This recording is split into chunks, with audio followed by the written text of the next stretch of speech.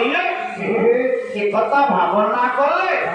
ଭାବନା କରୁ କରୁ ଆଜ୍ଞା ପରମାତ୍ମା ଗଣପତିଙ୍କର ପଦାର ଭିତରେ ଲୟ ଲଗେଇଲେ ଡାକିଲେ କହିଲେ ଦେବଦତ୍ତୀ ନାରଦ ଯେହେତୁ କହିଛନ୍ତି ଦେଖିବା ଚେଷ୍ଟା କରିବା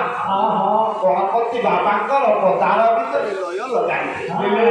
ଡାକିଲେ ବ୍ୟାସ କହିଲେ ଗଣପତି ବନ୍ଦେ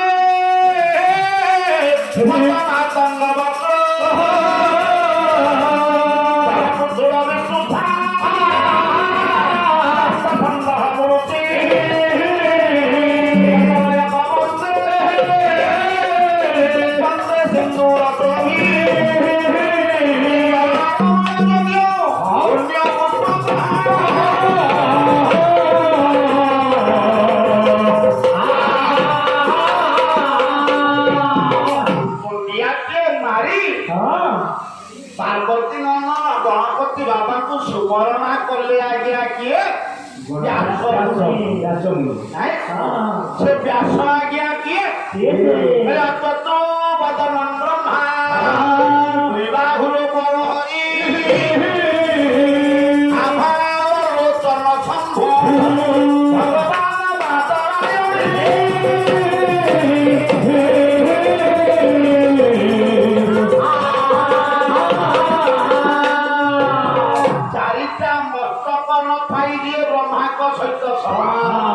चारिटा हाथ नथाई दिए विष्णु सहित समान 15टा आखि नथाई दिए आज्ञा शिव सहित समान से किए पराशर नंदन व्यास पाय कौन कले बाबा गणपति जी सुमरणा श्रीमद भागवत जगन्नाथ दास नवम स्कंद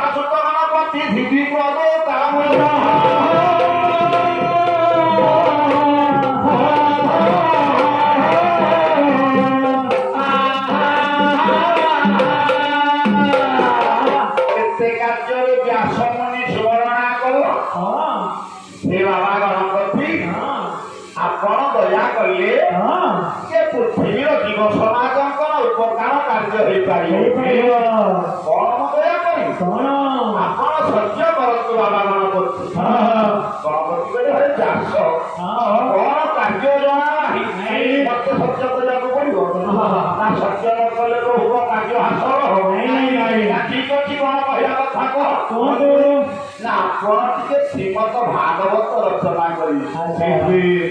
गणेश कहले मुझे श्रीमद भागवत ना कौन लिखिए ना ठीक अच्छी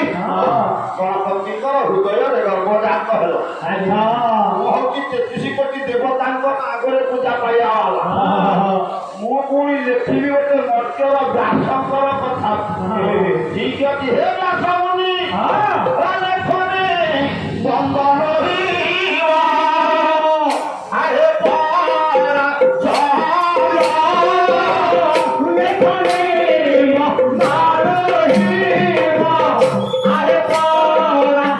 Oh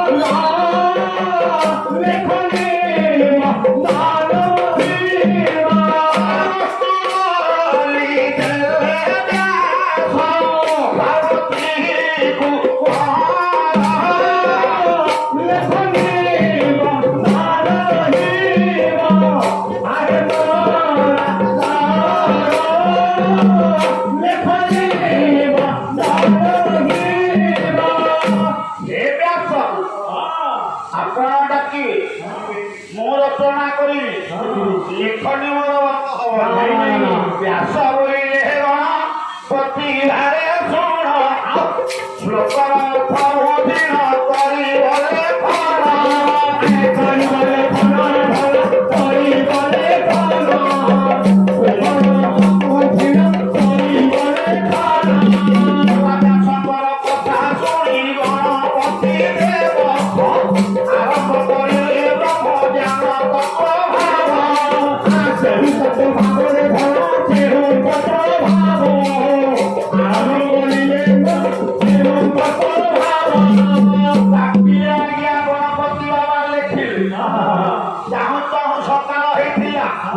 ଚାହୁଁ ଚାହୁଁ 9ଟା ସମୟ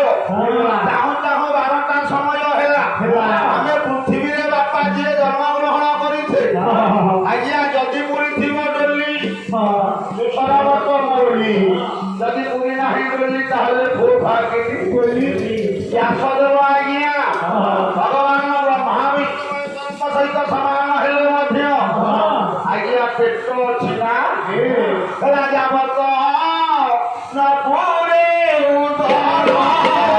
ତାବତ ଜ୍ଞାନ ଚାହି ଥାର ତାବତ ଜ୍ଞାନ ଚାହି ଥାର ତାବତ ଜ୍ଞାନ ନାହିଁ ତାର ଦାସ କହିଲେ ହେ ଗଣପତି ବାବା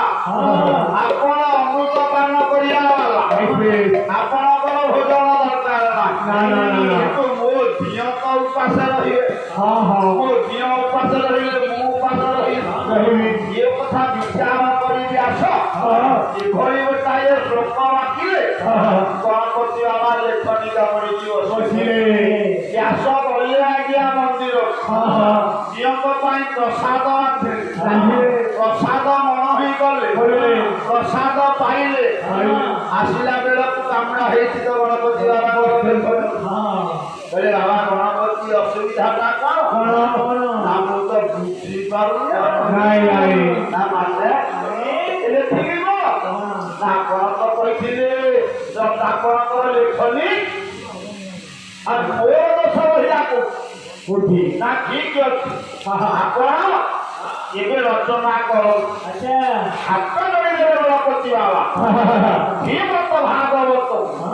ଯଦି ଅଞ୍ଚଳ ସହିତ କର୍ମମଣ୍ଡଳରେ ଆଜ୍ଞା ଶ୍ରବଣ କରିବା ଯିବ